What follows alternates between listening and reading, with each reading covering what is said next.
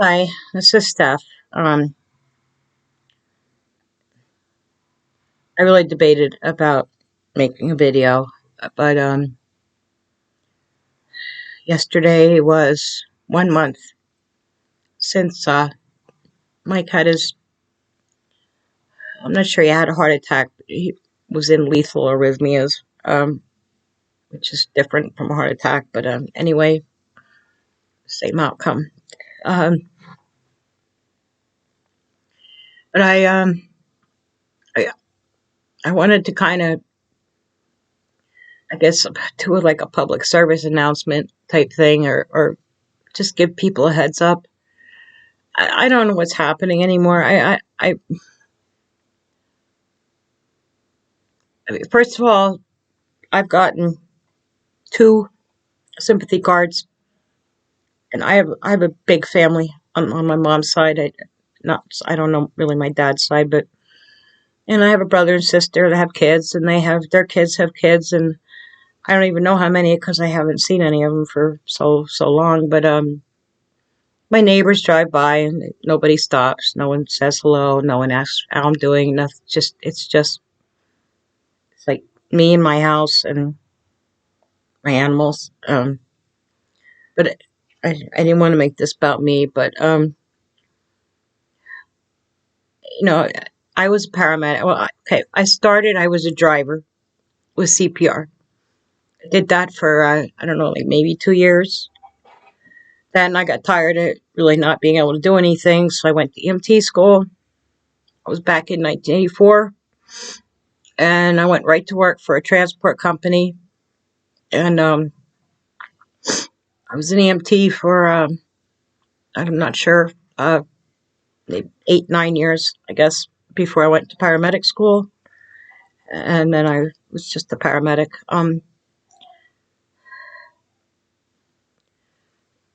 The day Mike passed, I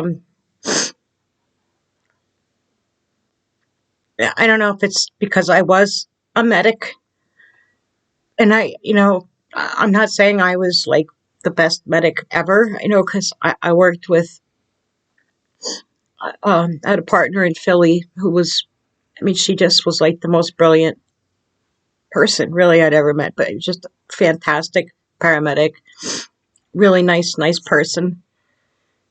And I've worked with some really awful people, both when I was an EMT and I had to work with a medic, or um, when I was an EMT and worked with other EMTs. But, for the most part, the majority of people I worked with were good people who were trying to do good jobs and were in it for the right reasons. And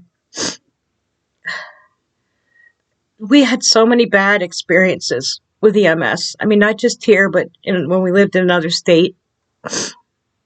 Paramedics in Carolina almost killed him. I mean, you know, literally.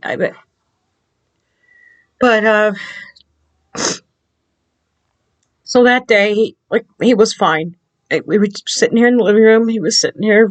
We were just talking about something, and all of a sudden he got up, went on the couch, and laid down.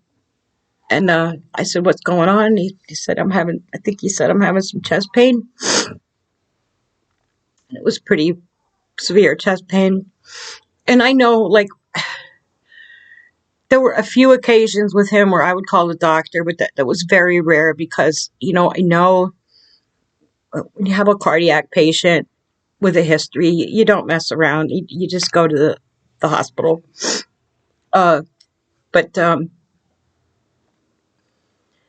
so anyway, I was getting ready to take a shower, so I was just sitting in one of these things. I didn't even have a bra on and my underwear, and so I had to jump up. I had to scramble to get my clothes on. I had to get my dogs all put away and secured. And I had to go out and move our truck, and my BP cuff and all that stuff was out in the truck. So I grabbed a nitro, and it really should check your BP before you take one, but my cuff was out in the truck, and I wouldn't waste time. So I gave him a nitro, and I got dressed and ran out to the truck, got my cuff and stuff. I moved the truck, and came back in. I checked his BP, and it was low, so I couldn't give him another nitro. And about that time, I think the ambulance pulled up.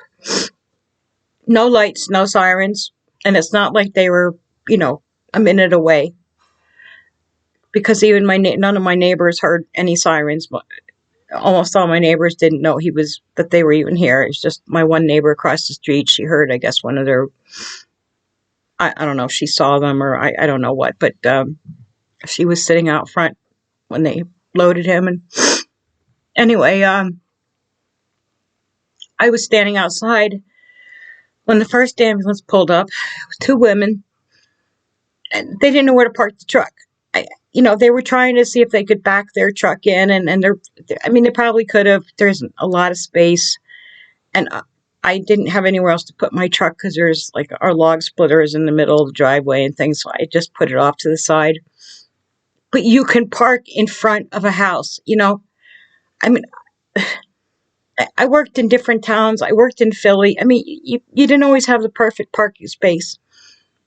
But I yelled out, I said, just park your truck right there. And the one girl looked, she was saying something, but I couldn't hear her because their truck's noisy and all four of my dogs were barking. But I could see they're like looking around, like trying to figure out where to park their truck. My road is wide enough, like just park the damn truck. People can get around you, So I still see both their heads doing this, and I yelled again. I said, just park your truck right there. And so finally they parked the truck. And I'm not even sure what they brought in the first time because the EMT, she's like, has her elbow propped on our wood stove and her hand on her hip. She's just like standing there. And when I used to run like quick response unit, I had an EMT driver and it was me. And, usually the other crew was already there. But if you've watched any of my videos, you heard me mention that the one place we used to run with, he and I used to end up doing everything. But when I worked as an EMT driver for medics, like I knew, put the monitor on, like set up an IV for them, hand them whatever drugs they needed. Like you don't just stand there. So, I went. Also, I went and I bagged up his medication because they want to know, obviously, patient's history, what meds they're on, if they have any drug allergies. And I always write this stuff down, but they were here before I had a chance. But no one was even asking me. I was trying to tell them his history and so forth. They're not paying any attention to me. And I'm trying to keep my cool because Mike was getting panicky. And he knew that I could start getting a little brazen and mouthy when I just see stuff going sideways. But I can't help it. This is what I used to do for a living.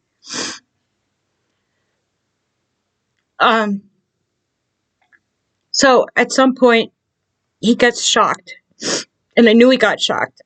And because he jumped a little bit, it's not real dramatic. With an internal defibrillator, that you will jump because that's a hell of a whack. And of course he was yelling, and saying how much it hurt and everything. And the medic did not even have a clue that he had just gotten shocked. And I said, what is he doing on the monitor? He just got shocked. And she looked over at the monitor and then she kind of looked at me and she said, well, doesn't he have a pacer? Because when you have a pacer, you get a spike on each complex on the piece of paper or when you're looking at the monitor. And I said, yes, it has a pacing component, but it's an internal cardioverter defibrillator. I said, but he just got shocked. And I couldn't see the monitor because I didn't have my glasses on. And it was like, space is tight in this house. It's not very big. And they were over on the other side of the living room. And I couldn't even try to get up close to the monitor to see what. All I could see was a wide complex. So I wasn't really sure. But anyway, so at that point, she got on the radio, and I knew what she was doing. She was calling for extra hands which I totally understood because they were anticipating, him coding. But I didn't expect like an entire firehouse full of people to come. It was a knock at the door, and I could see there's a big window in our door, and I could see the uniform. And I said, come on in. So 2 other crew members from this company come in, and behind them, I don't even know how many people streamed in here. I swear there was like 10 or 12 extra people, including the 2 ambulance crews. So that's like 14 people at least stuffed into my little tiny living room here. And I really wanted to start like directing things. But, Mike was panicking, and I didn't want to get him more upset. But at the same time, I was like, this is not right. Like, first of all these people should be outside waiting, because you're not going to be able to fit that many people in an ambulance anyway. I mean, I've run codes already with 3 of us in the back. It can be done. Like 4 people is preferable, 5 at the most, because you don't have room for more people than that. And I don't know what anybody was thinking with all these people coming in here. So, the other medic, there was an older guy, and she actually had to hand him the strip. And I don't know why, but they disconnected the monitor. He just got shocked. So you don't take the monitor off. I mean, I know it was easier because they have monstrous monitors these days. But you can move someone. You could have someone hold the monitor, and really they could have just picked him up. You get under their arms, you get under the knees, and you just pick the person up. But I looked over, and they had a sheet under him, and the 2 women were trying to lift him, and they couldn't pick him up. I mean, he was like, I don't know, he was about 190 pounds or so, which, for a 6-foot tall guy, that's about average or maybe a little heavier. But, I could lift, back in the day, I could lift someone that heavy. They couldn't budge him. And there's all these people in my house, plus 2 of the extra ambulance people who should have known. And I finally said, can someone please get over here and help these women get them on the stretcher? But before that, they finally brought the stretcher because the EMT went out again to get something. And I'm thinking, why don't you just bring everything all in at the same time? That's what I used to do. I threw everything on the stretcher. And if we couldn't get the stretcher in the house, we left it outside and we grabbed the monitor, the oxygen, and the jump kit. And everything came in. So you had everything there. If you didn't need it, fine. But if you needed it. So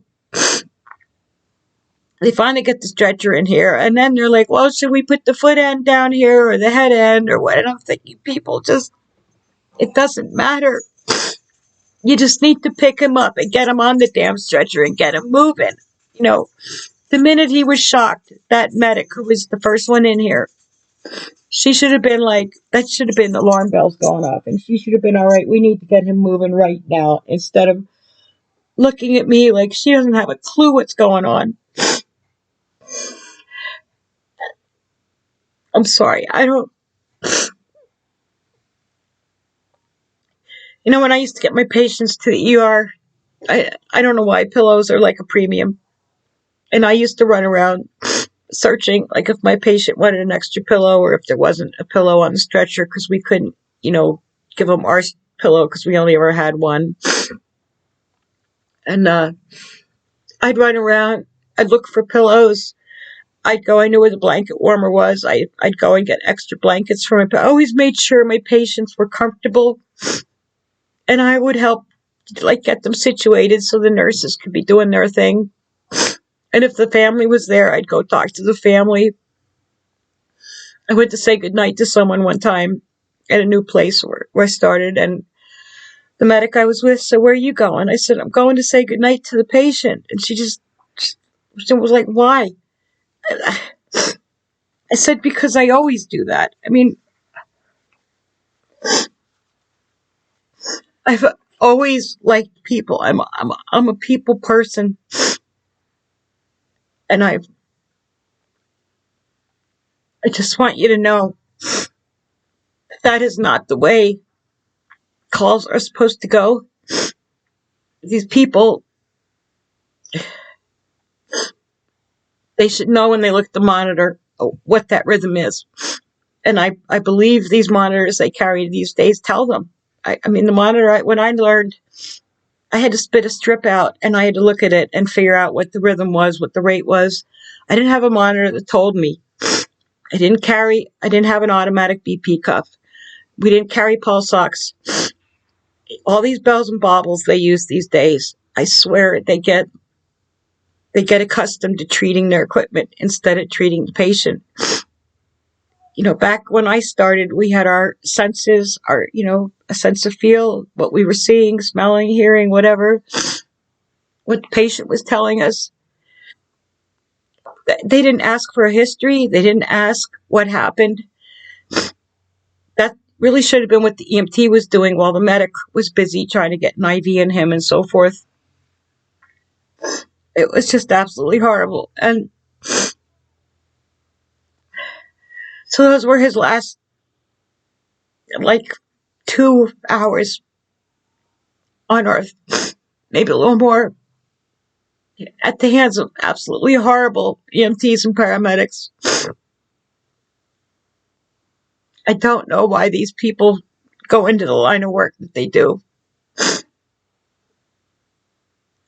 And it really makes me sad for what I used to do. And if I was capable, if I didn't have a messed up hand, people don't hire people my age anyway, but I know I could be out there running circles around these people. Because at least I gave a damn and I cared about people.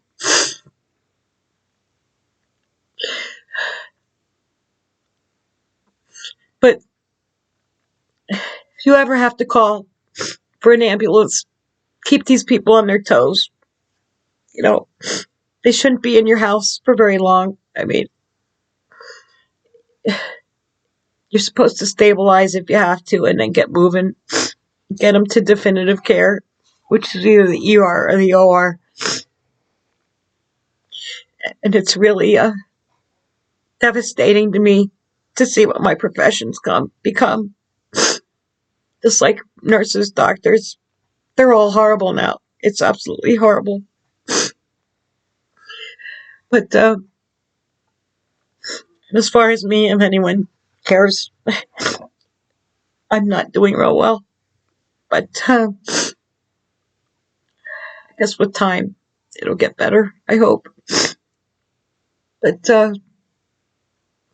I hope none of your loved ones or friends have to go through that. No, I mean, I'm not saying that so much for me, but for him. He was so panicked and he was so scared. And people are just looking around and acting like they just don't have a clue. I wanted to just get him on the litter myself and just take him out. That's where we're at, folks. Welcome to the best country in the world, right? USA. Yeah. It's awful. So, I hope I gave you a good heads up. Bye.